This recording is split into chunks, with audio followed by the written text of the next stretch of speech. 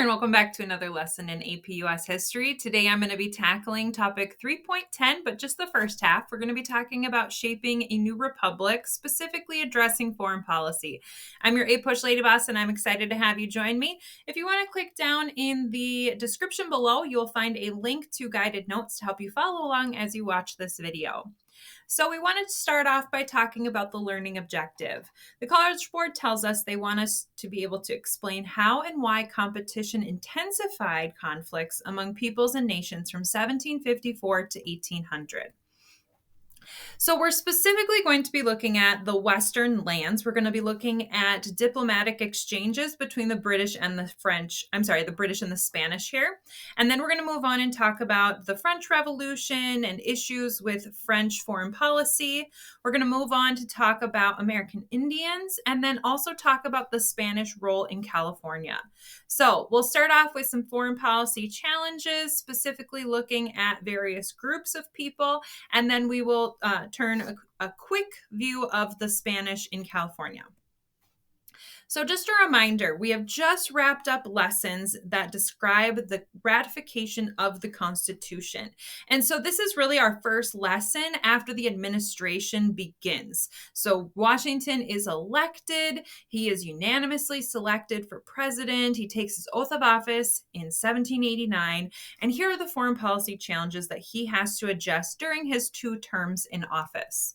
So first of all, let's set some context for the relationship with American Indians. If you remember, many American Indians sided with loyalists, sided with the British during the Revolutionary War because the British had promised to protect their lands, especially shown through the Proclamation of 1763. So now that the Proclamation of 1763 has ended, colonists are beginning to move west really steadily. And so we see alliances form with various American Indian tribes, and the most effective one at resisting American encroachments was called the Northwest or the Western Confederacy. There's some evidence that the British were supplying these American Indians with weapons and encouraging them to attack American settlers. And at this time, especially under the Articles of Confederation, the U.S. military lacked the funding and personnel to really defend the Americans against this conflict.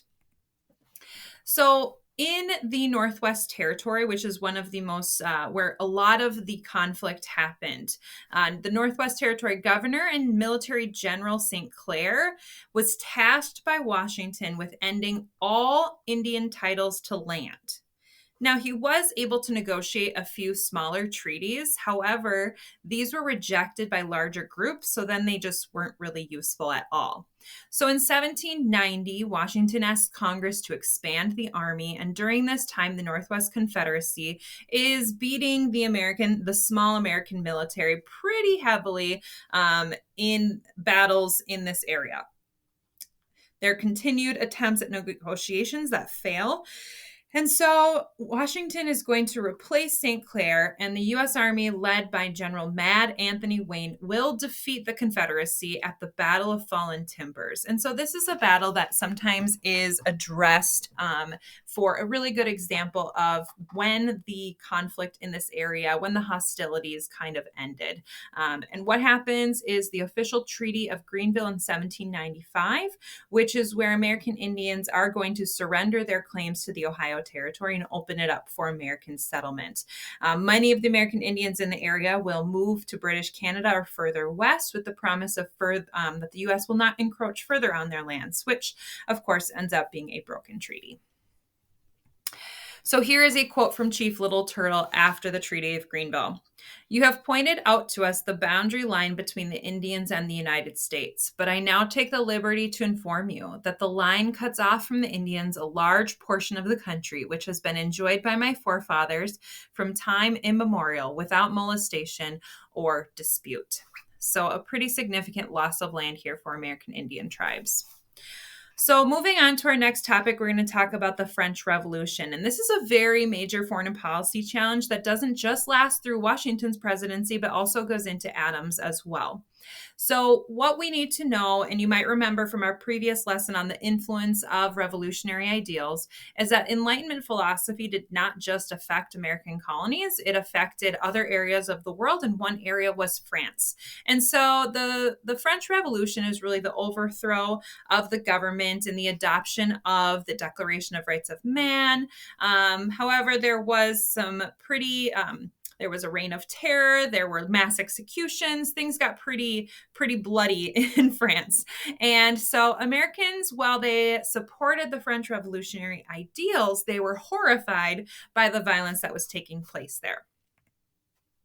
So the new French Legislative Assembly, when they take power, they are going to expand the war into Austria and Prussia. And as the war expands, Britain, after staying neutral for some time, does declare war on France. So here is where this foreign policy challenge begins to affect America more intensely. Thomas Jefferson and the Democratic Republicans are really focusing on the Republican ideals, the Enlightenment ideals that the French people are expressing. And so the Democratic Republicans are going to largely support the French. Now, Alexander Hamilton and the Federalists are going to support the British and preserve their commercial ties. So while we haven't quite talked about political parties, that's in our next lesson, it is important to note that issues overseas did end up impacting American attitudes at home and being part of why our political parties form. So what does Washington do?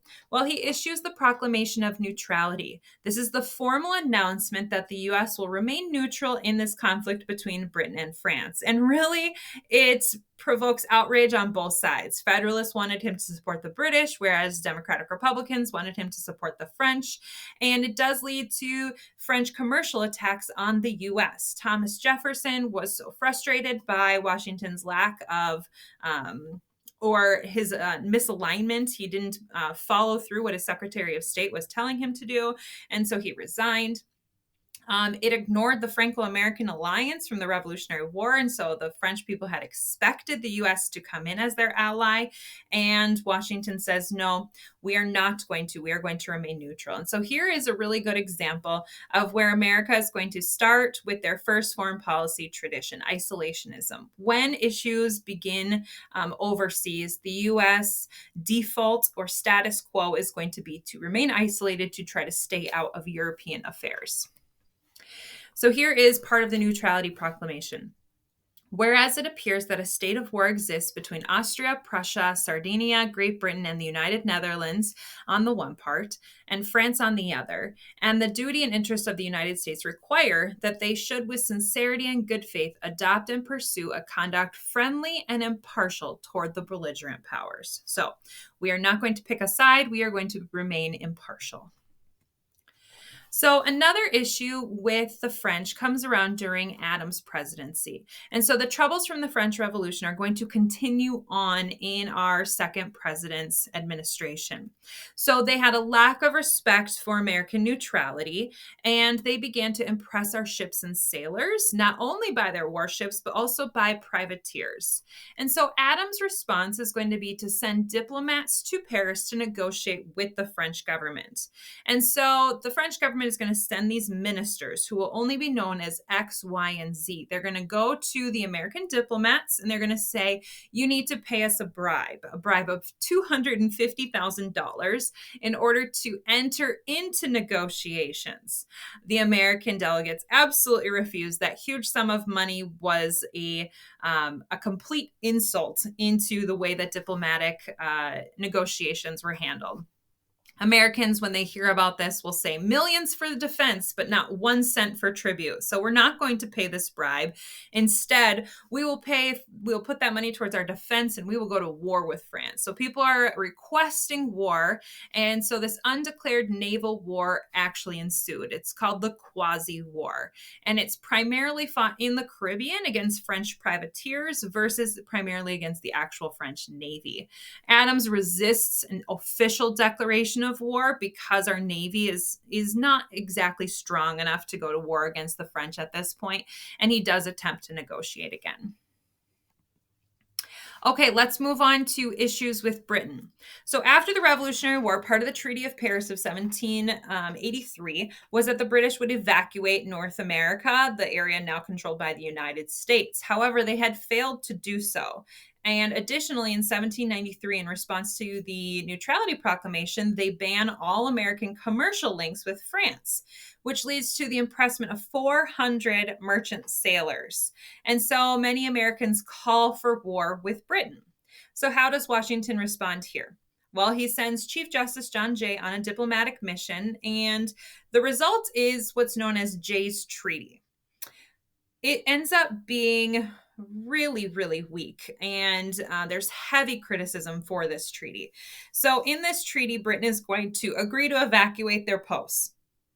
But they've promised this before and didn't follow through. So there's no saying that this will actually change now that they're promising it a second time. They promise to pay for American losses from the impressment that they have taken part in before, but it doesn't say anything about stopping impressment or stopping the ban on shipping. So those things are just going to continue. The Senate does ratify it, and it significantly angers Democratic Republicans and American supporters of France.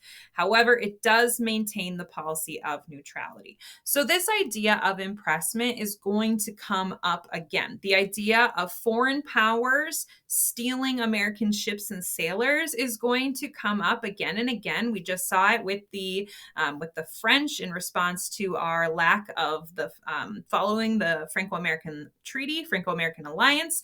And now again, we see it with Britain. We will see this all the way up to the War of 1812. Issues with Spain. So Spain had closed the Mississippi River and Port of New Orleans after the Revolutionary War. But when they heard about Jay's Treaty, they feared that America and Britain were forming a new alliance. So out of that fear, they actually almost initiate this treaty with the United States. So the United States, Washington sends Thomas Pinckney on a diplomatic mission to try to deal with these issues with Spain. And Spain agrees to open the Mississippi River, open the Port of New Orleans, allow the United States the right of deposit, and is going to settle a territory dispute of Florida's northern boundary. They're going to settle that dispute along the boundary that the U.S. desired. So this was an incredibly successful treaty, and it was in large part due to the fact that Jay's Treaty was actually ratified. So while Jay's Treaty did not solve the issues with Britain, it did inspire the treaty with Spain. Okay, our last concept here is to look at the Spanish in California. So after the 7 Years' War that ends in 1763, Spain begins to colonize Alta California, so more of the northern coast of California in earnest. They do this through three different ways: the military, churches, and settlements. So we see 4 major presidios in San Diego, Monterey, San Francisco, and Santa Barbara. And we see a few small towns developing on their own, but they're more likely to be associated with the missions that develop. So the main way that Spain really colonizes in California is through the Franciscan mission churches. So there's 21 missions with the goal of converting American Indians to Catholicism and then training them in European style of life. And so these conversions were often not voluntary. And then once converted, they didn't want to just send American Indians back into their communities. And so they forced them to live within the mission, and they would learn Spanish, learn about Catholicism, they would learn new skills. But the conditions of living were so horrendous that there was extremely high mortality for American Indians, not only from disease that we've talked about previously in Unit 1, but also from the living conditions that were happening there. So I hope that you have a better understanding of how and why competition intensified conflicts among peoples and nations in this period. We are going to continue this topic, but look at the domestic policy. We're going to be looking at that in our next lesson, so stay tuned. And if this was helpful for you, please like and subscribe.